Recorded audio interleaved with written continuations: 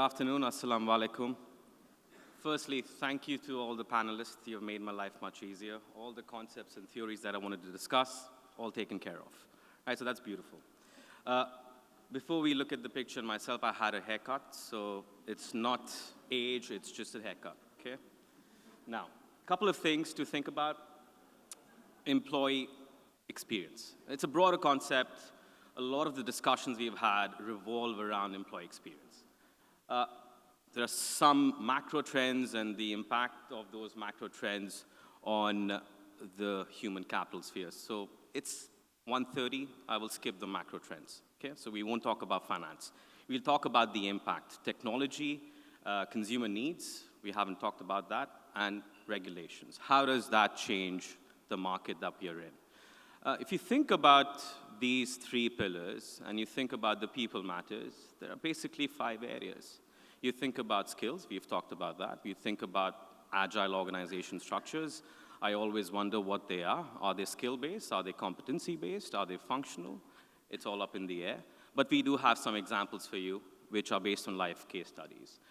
You think about reward structures. Reward structures are quite an interesting one, right? So you have really amazing compensation systems in the form of complex LTI programs, sales incentive plans, flexible benefits. This one is a very interesting one in this space. And then you have demand for specific talents along with optimization. So all this is good.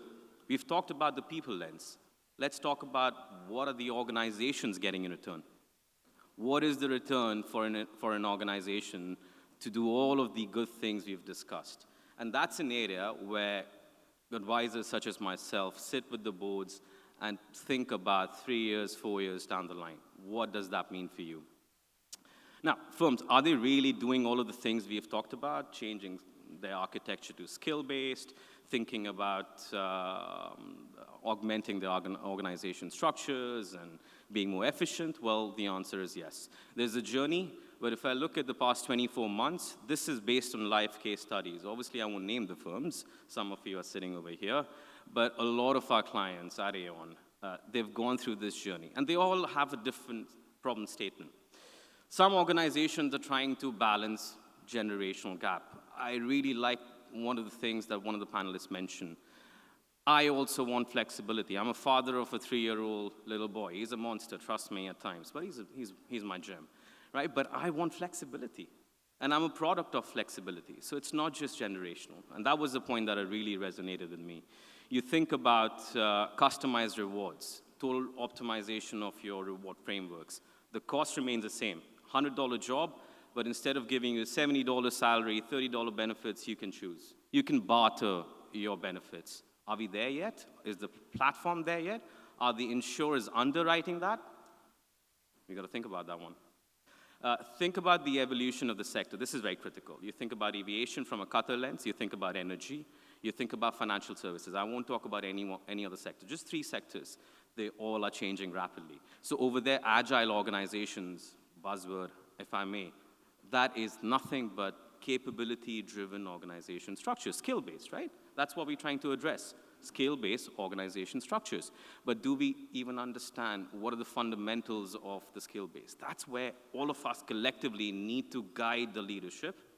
This is what it means. I won't go into the theory because I think the panelists have done a fabulous job on that. You think about competition for skilled talent, that goes hand in hand with evolving sector needs. And over there, upskilling and reskilling is vital. I'm a product of upskilling. I had economics degree. I knew nothing about human capital, and I joined one of the leading financial services firms. And now I'm sitting here and I'm actually presenting it to you. So that's upskilling through and through. And that happens with on-the-job upskilling. It's not the mandate of the human capital team, of the CEO, of the HR leader to do it for you. Employees have to take that ownership. And I will never buy the argument, no, Gen Z are different, you need to feed it to them. There's the door. There are lots of talent available. We need to think about collective growth. Again, I go back to the question, my opening point. What is the organization getting out of these investments into the various frameworks that we have done? That's an area that we have tackled quite extensively with our clients. And last but not the least, I think this is very paramount. Optimization, efficiency, whatever terminology you want to use.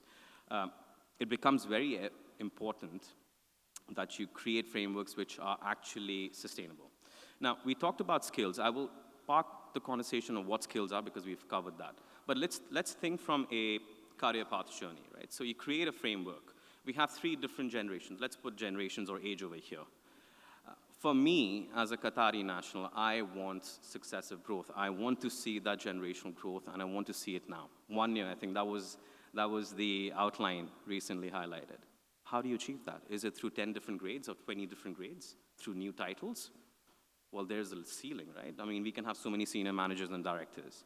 What about cross-functional capabilities? This is where reskilling comes in, not just upskilling. Analytics, I talked about this with a few clients yesterday. Analytics is such a powerful area. You think about analytics. Analytics runs across risk, human capital, investments, credit, different areas. So if you want to understand analytics, that's a skill which can be deployed in 10 different areas. That's your career path. It's not just upward looking. And that's what you need to solve for.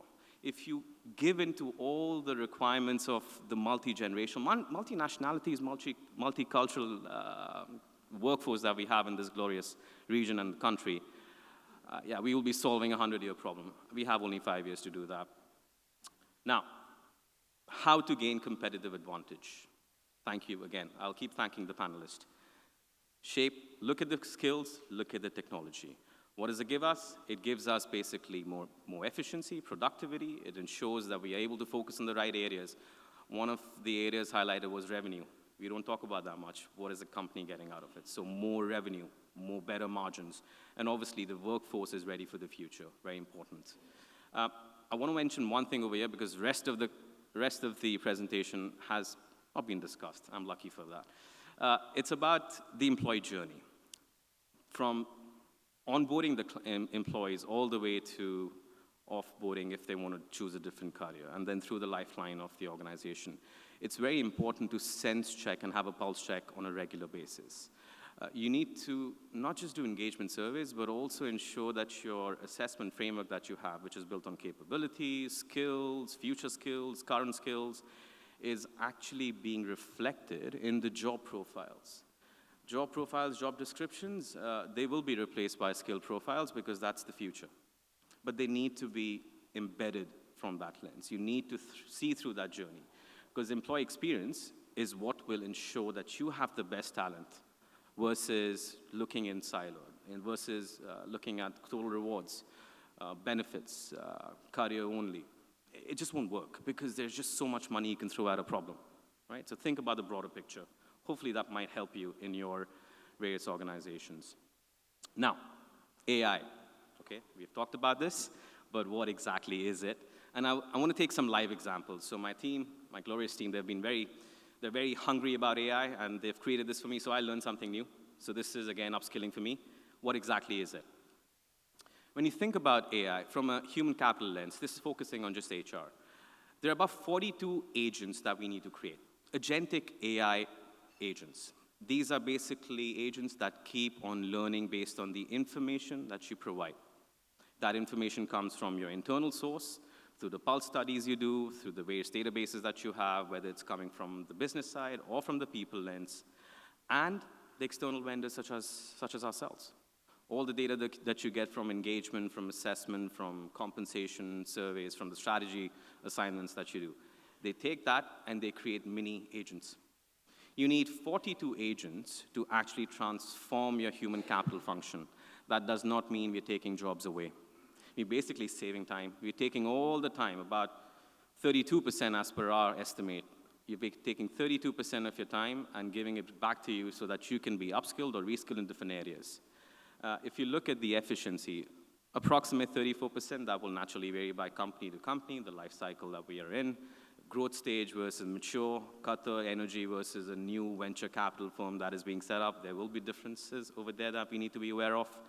And that's what agentic AI is trying to solve for. This is not a buzz area. This is something which is actually measurable. You can create these in-house, you can outsource this, that's up to you. But that's something which should enable all the leaders over here to actually manage the future.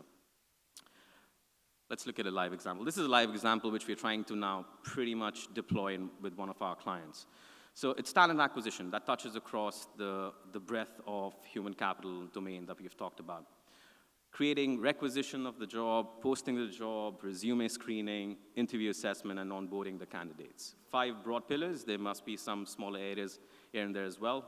But within this, if I can save you 34% of your time, I won't get into the details of what they are, I'm actually enabling you to have the conversation with the CEO, with the CIO, with the CTO, to actually think about, we onboard this talent, what is the journey, what is the career objective that I'm trying to position for this candidate? Why should this candidate join us versus Qatar Airways? I'm just using random examples, huh? No sponsorship. That's very important, but this is very important. How can I save time? So I think that was discussed at the beginning of one of the panel discussions. How can we actually take back time, reutilize it, upskill? 4 agents. We did the study, we've developed the product, and we're working with clients. There are 4 agents: screening, sourcing agent, interview agent, feedback, recommendation. That's it. Saves you 33%, 34% of your time. Now, obviously, this can't be done in the day. There are basically 5 maturity stages that you need to go through. I believe, based on our interactions with about 500 entities in this part of the world at least, and about 5,000 globally, most of the organizations, even the best of the best, the market leaders, as quite often thought about in technology space, are either in phase 1 or phase 2.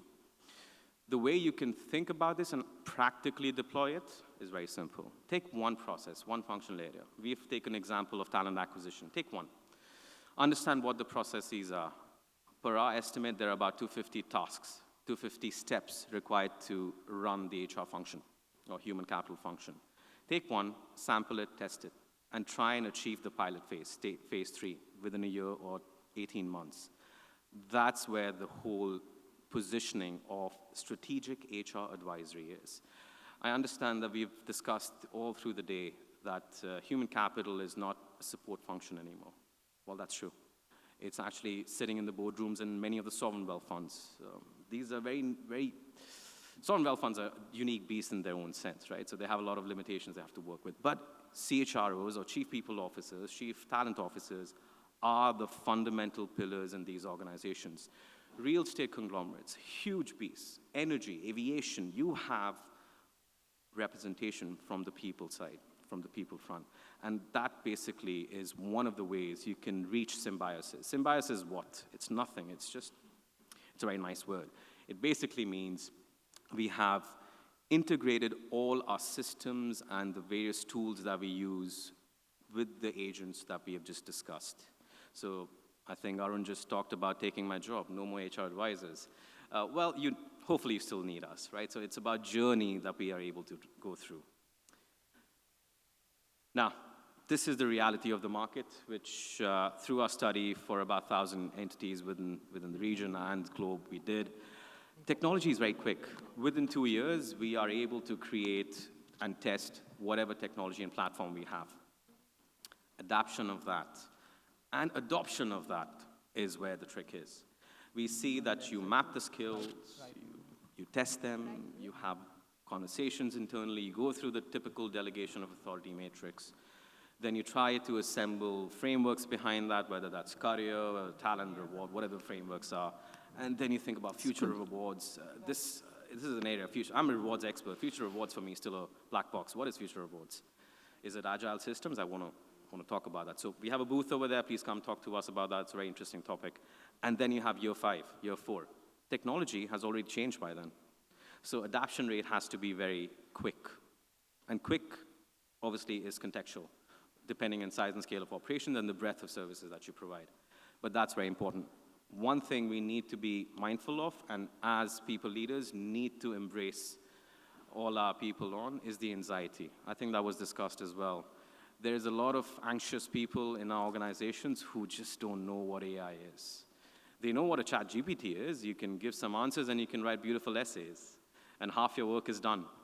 And quite often, just beware, there are some telltale signs of chat GPT. Double dashes, just FYI. If that's coming in, double dash, literally, that's chat GPT. Food for thought. So if you see it from one of the consultants, there's something, maybe internal, because there's a lot of risk areas. But anyway, that's something we need to be mindful of and we need to be pragmatic about. That's it. Invest today. think about the expansion and ensure that it's all about two-way street. People and the business, it's not just one way.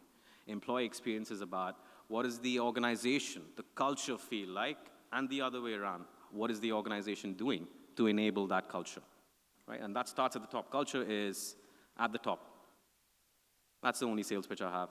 This is what the work we do. We work with clients across the board, and thank you. That's my time. Appreciate it.